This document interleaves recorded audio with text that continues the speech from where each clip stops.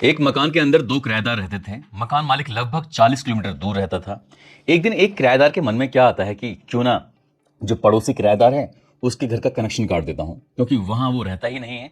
महीने का महीना किराया तो देता था, लेकिन वो आता बहुत कम था। इसलिए उसने सोचा कि अगर उसके घर की बिजली कट हो जाएगी तो बिजली कट होने की वजह से 100-200 या उससे ज्यादा रुपए अगर बचेंगे तो वो बिजली के बिल में उसके एडजस्ट हो जाएंगे। इसलिए उस पर बिजली का जो अतिरिक्त भार पड़ रहा है उससे भी वो बच जाएगा। कुछ इसी तरह का उसके मन में लालच आता है और किराएदार ने अपने ही पड़ोसी किराएदार की बिजली को कट कर देता है। और जैसे बिजली कट करता है कि अभी 24 घंटे का समय भी नहीं बीता था कि पूरे इलाके में इतनी बदबू फैल जाती है, दुर्गंध फैल जाती है, क्योंकि लोग समझ नहीं पाते। पुलिस मौके पर आती है और पुलिस ने आकर इस पूरी बदबू को, इस दुर्गंध को ढूंढने की जब कोशिश की तो पता चलता है कि एक लाश जो 10 महीने से एक फ्रीज के अंदर पैक है। आखिरकार पुलिस ने इस घटनाक्रम का खुलासा किया तो लोगों को यकीन नहीं हो रहा था कि महज 100-200 रुपए की बिजली बचाने की वजह से एक पड़ोसी के घर में जो लाश थी वो लाश निकल के सामने आ जाती है।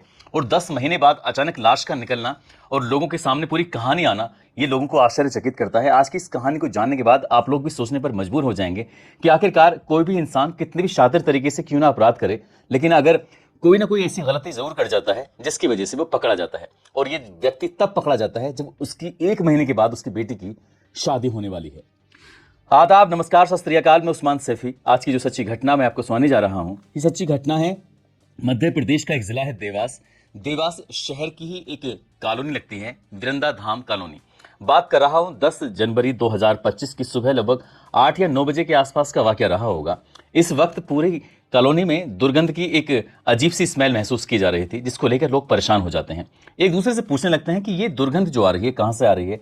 तभी देखते ही देखते जहां दुर्गंध ज्यादा आ रही थी वो मकान नंबर 128 होता है।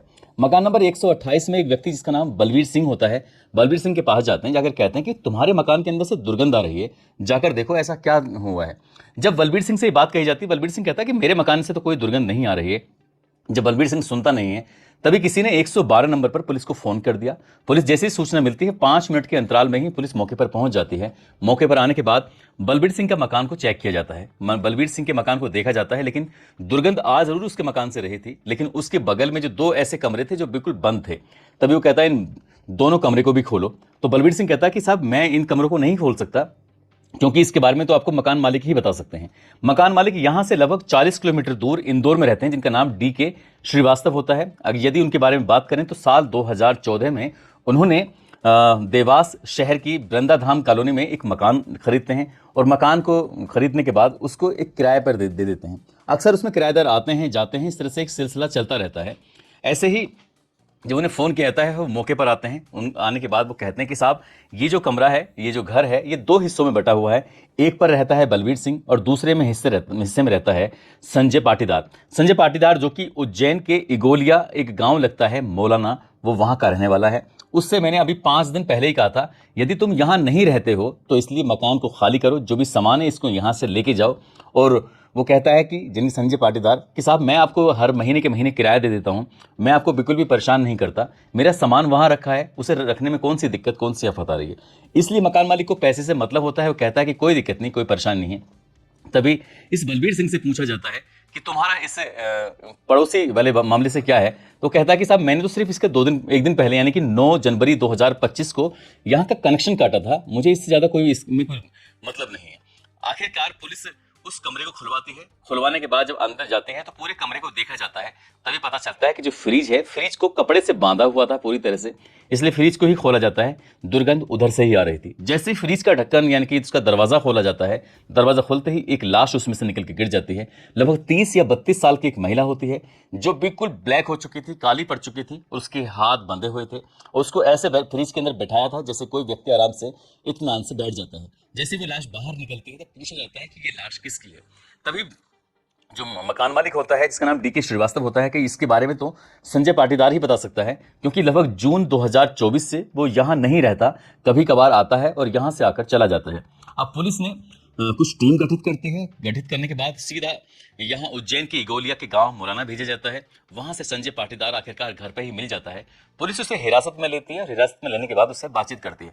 उससे पूछा जाता है कि ये लाश किसकी है और कैसे आई, इसके बारे में जानकारी दो। वो कहता है कि साहब मैं जब यहाँ रहता ही नहीं तो मुझे इस लाश के बारे में क्या जानकारी, मुझे कुछ नहीं पता। लेकिन पुलिस ने उससे अपने तरीके से जब सख्ती से पूछताछ की तब उसने चौंकाने वाली बात कही। उसने कहा कि दरअसल ये लाश जो है ये उज्जैन की फ्रीगंज के रहने वाली प्रतिमा उर्फ पिंकी की है।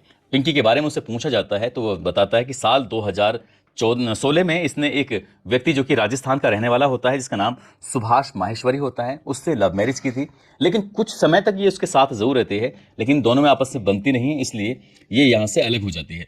ये लव मैरिज जब करती है तो लव मैरिज का इसके परिवार वालों को बहुत ज़्यादा गुस्सा था। इस बात पर वो उससे बातचीत करना छोड़ देते हैं। ये कहाँ रहती है कहाँ नहीं रहती, इसलिए परिवार वालों ने इससे कोई मतलब रखना बंद कर दिया था। और एक दिन रास्ते में राह में इन दोनों की आपस में मुलाकात हो जाती है, यानी कि प्रतिभा उर्फ पिंकी और साथ ही संजय पाटीदार, ये दोनों आपस में मिल जाते हैं। जबकि संजय पाटीदार पहले से ही शादीशुदा होता है और वो इस महिला के प्रेम में फंस जाता है। ये दोनों आपस में एक दूसरे के साथ ऐसे रहने लगते हैं जैसे कि पति और पत्नी।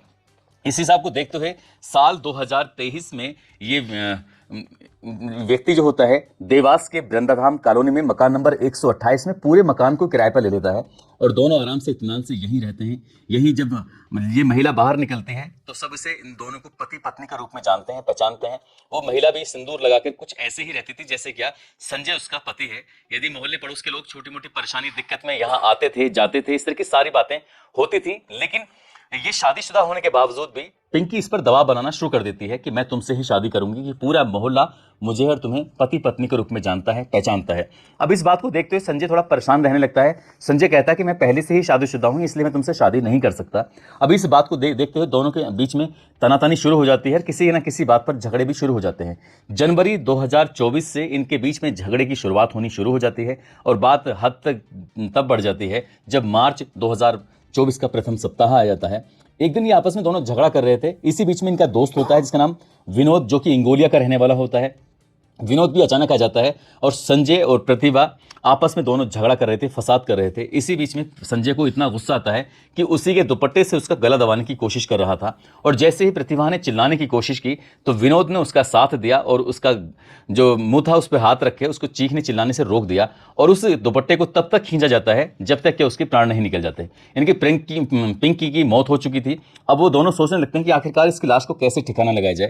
तभी उन्होंने सोचा कि क्यों ना इसको फ्रिज के अंदर पैक कर देते हैं, रख देते हैं। फ्रिज के जितने बॉक्स होते हैं उनको सबको बाहर निकाल के अलग रख देते हैं। इस लड़के के हाथ बांधे जाते हैं और हाथ बांधने के बाद उसको फ्रिज के अंदर रख देते हैं और फ्रिज को चारों तरफ से पैक कर देते हैं। उसे कपड़े वगैरह से किसी से बांध देते हैं और फ्रिज को चालू कर देते हैं। फ्रिज जब तक चलता रहा जब तक तो ठीक था, लेकिन एक दिन जो पड़ोसी, क्योंकि ये जून 2024 में 2 ही कमरे अपने पास रखता है, बाकी पूरा मकान छोड़ देता है। अपने मकान मालिक से कहता है कि मेरा कुछ सामान रखा हुआ है और इस सामान को आप ऐसे ही रखने देना, महीने के महीना आपको किराया मिलता रहेगा। लेकिन जो पड़ोसी जो बाद में आया था बलबीर सिंह, उसको थोड़ा सा लालच आ जाता है कि क्यों ना वो अपने ही पड़ोसी की लाइट को कट कर देगा, क्योंकि वो तो आता ही नहीं है और जो भी 100-200 रुपए उसके फ्रीज की लाइट जो खाती है, बाकी लाइट जो खाती है, तो इससे उसको कुछ फायदा हो जाएगा, बेनिफिट हो जाएगा। और इसी पैसे को बचाने के लिए उसने अपने पड़ोसी की लाइट, जैसे संजय की लाइट जैसे ही काटता है तो उसके फ्रिज के अंदर से दुर्गंध आनी शुरू हो जाती है और इस बात की पूरे मोहल्ले में जानकारी हो जाती है। पुलिस मौके पर आती है और उसके बाद लाश निकाली जाती है। निकालने के बाद पोस्टमार्टम वगैरह होता है। जो आरोपी होता है उसको पुलिस पकड़ लेती है कि संजय पाटीदार को तो गिरफ्तार कर लेती है, लेकिन जो इसके साथ रहने वाला विनोद इंगोलिया होता है, जो इंगोलिया गांव का रहने वाला, उस व्यक्ति को गिरफ्तार करने के लिए जब पुलिस ने दबिश देना शुरू किया तो पता चलता है कि राजस्थान के टोंक में उसने कुछ ऐसा अपराध किया है जिसकी वजह से पुलिस ने उसे गिरफ्तार किया और जेल भेज दिया। फिलहाल वो राजस्थान के टोंक की जेल में बंद है और संजय को एक दिन के लिए रिमांड पर लिया जाता है। उससे इसी घटनाक्रम के बारे में जानकारी जुटाई जाती है। इसके बाद में ये भी पता चलता है कि वो शादीशुदा होता है, उसको एक बेटी होती है। फरवरी 2025 में उसकी बेटी की शादी भी होने वाली है, लेकिन वो जेल चला जाता है। आगे बेटी की शादी होगी या नहीं होगी ये तो खैर नहीं मालूम, लेकिन जिस तरह से उन्होंने इस घटनाक्रम को अंजाम दिया और इस महिला के जो परिवार वालों को जब जानकारी लगती है कि इसकी मौत हो चुकी है, वो भी 10 महीने पहले और 10 महीने तक फ्रिज के अंदर पैक थी। इसके बाद इसके परिवार के कुछ सदस्य आते हैं, इसकी लाश को कब्जे में में लेने के बाद उसके अंतिम संस्कार कराते हैं। और जब उनसे पूछा जाता है कि तुमने इसके बारे में जानकारी जुटाने की कोशिश क्यों नहीं की, तो उन्होंने कहा कि परिवार के लोग इसकी लव मैरिज से थोड़ा दुखी थे, परेशान थे, इसलिए इससे बातचीत नहीं करते थे, ये कहाँ रहती थी, किसके साथ रहती थी, उन्होंने कुछ ज्यादा जानने की कोशिश नहीं की। आखिरकार संजय अब जेल चला गया है, साथ ही विनोद फिलहाल भी जेल में है और उसको इस मामले में भी इन्वॉल्व किया जाएगा। और इस घटनाक्रम के बाद लोग सन्न रह गए, सोचने पर मजबूर हो गए कि आखिरकार कोई व्यक्ति किस हद तक गिर सकता है। ये महिला भी जानती थी कि वो शादीशुदा है और वो व्यक्ति भी जानता था कि इसकी पहले शादी हो चुकी है। उसकी एक दूसरे की जिंदगी के बारे में जानते हुए भी इन दोनों ने एक दूसरे के साथ अपनाने की कोशिश की और फिर बात ऐसी बढ़ती है कि शादी तक पहुंच जाती है और शादी के बाद फिर ये मामला कत्ल तक पहुंच जाता है। दोस्तों, इस पूरे घटनाक्रम को सुनाने का उद्देश्य किसी को परेशान करना नहीं है, किसी का दिल दुखाना नहीं है, बल्कि आपको जागरूक करना है, आपको सचेत करना है। और इस तरह के जो रिश्ते बनाए जाते हैं जिनकी कोई अच्छी सी बुनियाद भी नहीं होती, ऐसे रिश्तों का कुछ ऐसे ही अंत होता है। ऐसे न जाने कितने सैकड़ों हजारों एग्जाम्पल आप देख सकते हैं। इसलिए कुछ भी रिश्ता बनाने से पहले कई बार सोचने की जरूरत है कि हम किससे अपना रिश्ता बना रहे हैं।